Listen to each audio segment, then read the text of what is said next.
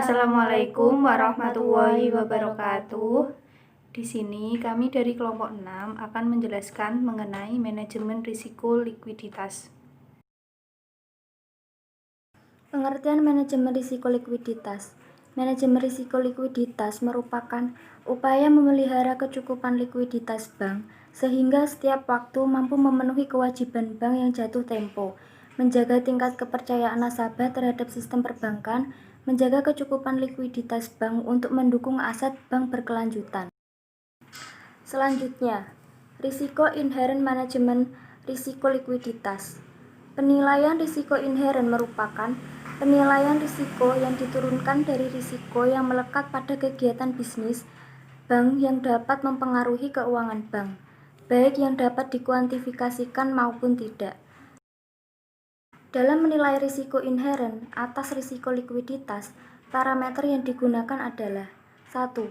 Komposisi dari aset, kewajiban, dan transaksi rekening administratif.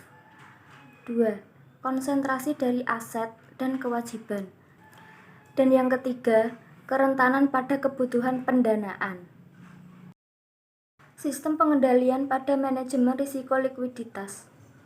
Beberapa hal yang perlu diperhatikan dalam pengelolaan risiko likuiditas sebagai berikut.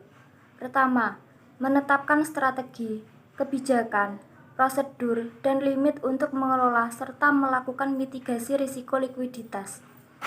Kedua, memiliki pengukuran risiko likuiditas yang komprehensif dan sistem monitoring. Dan yang ketiga, mengupayakan diversifikasi sumber pendanaan. Pengendalian internal risiko likuiditas dapat dilakukan dengan cara sebagai berikut. 1. Indikator peringatan dini. Penetapan indikator peringatan dini untuk risiko likuiditas dimaksudkan untuk mengidentifikasi risiko likuiditas sebelum masalah risiko likuiditas menjadi serius. Yang kedua, menyediakan sumber likuiditas. Sumber-sumber bank dapat diperoleh dari sisi aktiva atau dari sisi pasiva. Selanjutnya, yang ketiga yaitu penetapan batas limit. Penetapan batas limit risiko likuiditas harus dilakukan secara konsisten dan relevan dengan bisnis bank, sesuai dengan kompleksitas aktivitas, toleransi risiko, karakteristik produk, jenis valuta, di mana pasar bank tersebut aktif melakukan transaksi, data historis, tingkat profitabilitas, dan modal yang tersedia.